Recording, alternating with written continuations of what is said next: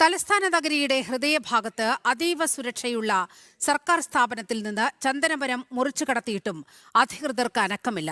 തിരുവനന്തപുരം വഴുതക്കാട് അന്ധവിദ്യാലയ പരിസരത്തെ ചന്ദനമരം മുറിച്ചു മാറ്റിയ സംഭവത്തിൽ വനംവകുപ്പ് കേസെടുത്ത് മാസങ്ങൾ കഴിഞ്ഞിട്ടും അധികൃതർക്കെതിരെ നടപടിയുണ്ടാകാത്തത് വൻ ദുരൂഹതയാകുകയാണ്.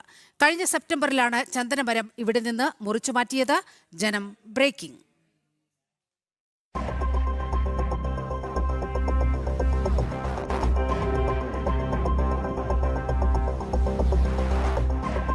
തലസ്ഥാന നഗരിയുടെ മധ്യത്തിൽ അതീവ സുരക്ഷയുണ്ടെന്ന് കരുതുന്ന കാഴ്ചപരിമിതർ പഠിക്കുന്ന സർക്കാരിന് കീഴിലുള്ള വഴുതക്കാട്ട് വിദ്യാലയത്തിലാണ് നിയമവ്യവസ്ഥയെ വെല്ലുവിളിച്ചുകൊണ്ട് ചന്ദനക്കൊള്ള നടന്നത്.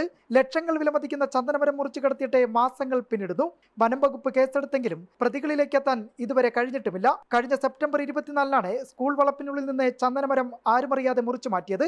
ഇത്രയും വലിയൊരു മരം മുറിച്ചു കടത്തിയിട്ടും തൊട്ടടുത്തുണ്ടായിരുന്ന സ്കൂൾ അധികൃതരോ സെക്യൂരിറ്റിയോ അറിഞ്ഞില്ലെന്ന വാദം തുടക്കം മുതൽ സംശയങ്ങൾക്കും ഇട നൽകുന്നതാണ്.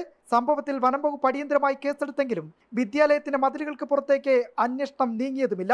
സ്കൂൾ അധികൃതരുടെ അറിവോ ഒത്താശയോ ഇല്ലാതെ ഇത്തരമൊരു കൊള്ള നടക്കില്ലെന്ന ആക്ഷേപവും ശക്തമായി കഴിഞ്ഞു.